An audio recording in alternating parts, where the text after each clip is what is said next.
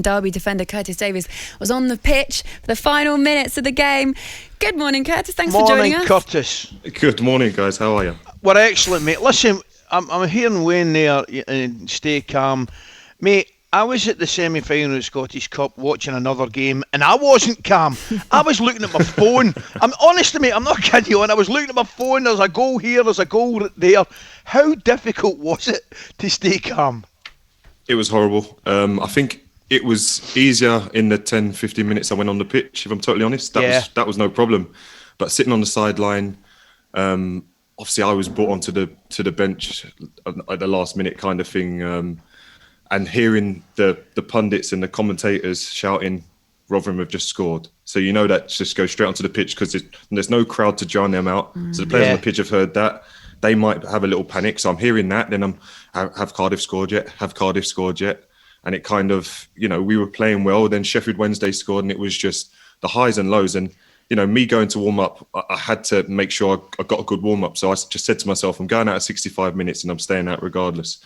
But I didn't know if I was coming on as a striker or as a centre half. At one point, I'm getting ready to come on and just cause havoc and try and win some headers at the front. And then in the end, it's like, no, I can actually play my position, do what I know best, and stop pretending to try and be Rivaldo or something on the last day of the season. But see, the thing was, Curtis, that's what I'm saying. Normally, or more commonly in a situation like that, you're maybe in control of your own destiny, but there's another game going on.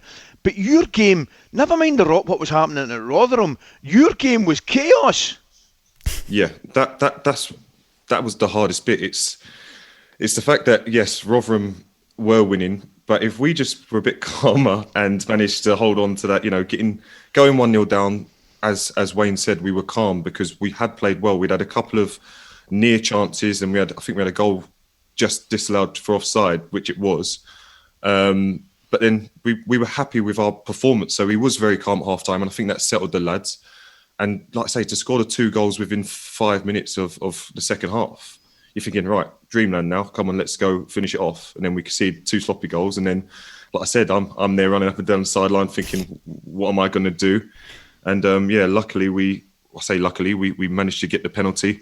Waggy sticks it away. And as the penalty goes in, we hear that Cardiff have scored. So my mindset and my role totally changed, but obviously the team knew then it was just about sticking it out. But saying that, as soon as I came on, Patrick Roberts could have made things a lot easier and he could have scored a goal as I came on, which would have made my heart a little bit easier toward those last few minutes. Curtis, you've got to tell me, sorry Woodsy, I'm interrupting you there. You've got to tell me, Curtis, see when you get the penalty, was it one of those? Was everybody looking at their boots and tying laces and things like that? Or was there a few hands went up? No, do you know what? Graham Shinney's been taking penalties and he'd come off the pitch. So it was basically Kaz and Waggy both wanted it. Waggy grabbed the ball. Great. Waggy had just scored a goal. He had the confidence and he was on talkSPORT last night and with Darren Bent and he said, I'm a striker. I want to score goals. This is the easy bit. This is a free hit. I've got 12 yards, me and the keeper. I fancy myself. And that's what I wanted to hear. And obviously he stuck it away beautifully and the rest is history. How difficult has the I suppose when the form started to take a real dip, how difficult was it just to watch on, because you've been injured for so many games and managed to get off the bench for that last game there, but has it been quite tough to be involved with? It's been horrible because I'm at home and I'm watching the games and then I'm trying to get my point across because I still say what I think, but it comes across a bit, well, it's all right for you sitting over there and you're watching the games. But it's just been horrible because, we've had so many opportunities to get out of it.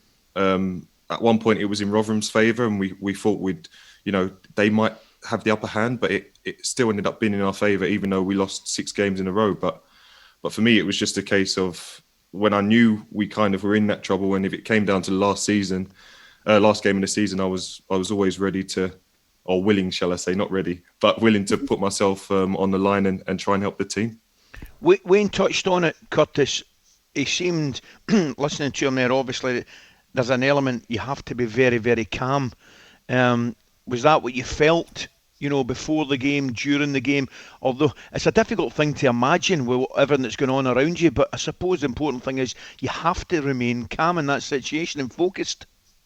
Yeah, I think the whole week's build-up was really calm. The lads were off Monday, came in Tuesday. We had the meeting. We didn't over divulge on the clips and everything. We just had a meeting saying, the manager said, listen, if you'd offered me when I took over and we had 1 point that we need to beat Sheffield Wednesday, a team below us in the league, to stay up, I would have snapped your hand off.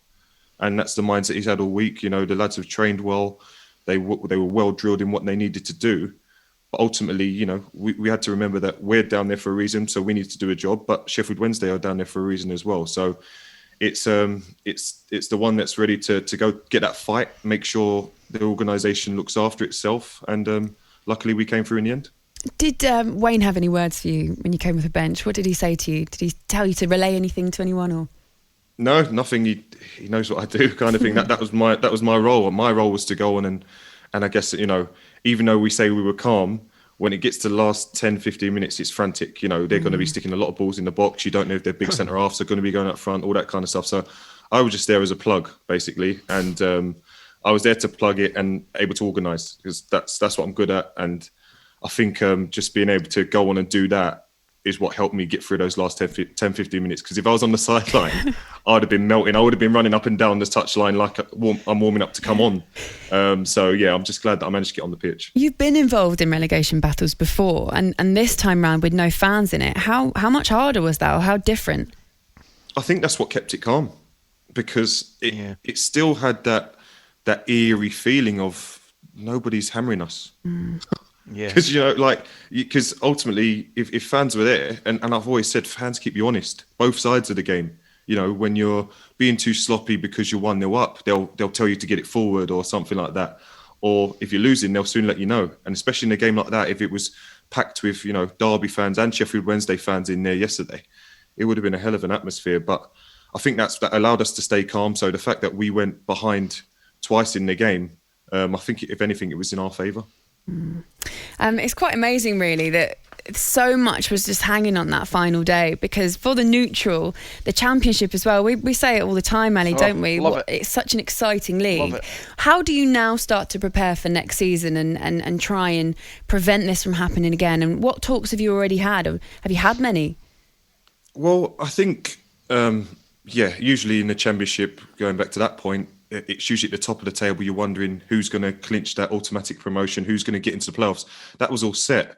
So it was just all eyes on the basement, which you've got two great clubs in Sheffield Wednesday and Derby. You know, I was at Hull City 5 years ago and we beat Derby in the semi-finals of the playoffs and beat Sheffield Wednesday in the final of the playoffs.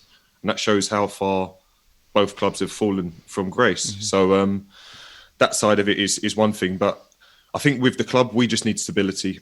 We need to make sure that whoever's going to take the club forward, there's obviously a potential takeover going through at the moment, or going on at the moment, shall I say. The sooner that's done, the better, because it will settle everyone around the club. We've already had, obviously, COVID, which has hit, and near relegation that nearly cost people jobs. But I think people, if the club's taken over, we could start looking at building the club forward. Wayne can start developing his squad that he wants and the players that he wants, because you know, Wayne came in for a lot of criticism towards the end of the season, but he was dealing with what he had. Whereas next season, you know, it's going to be his baby as such, and he's going to be able to put his own stamp on it from day one. And I think that's where we'll see what qualities he's got. Curtis, thanks so much for coming on. Thanks, Curtis. Well done, mate. Well done as well. We'll speak to you again very, very soon. Good luck for next season. Good luck, Take care, mate. guys. See ya. Take care. Bye-bye. Curtis Davies there, Derby County centre back.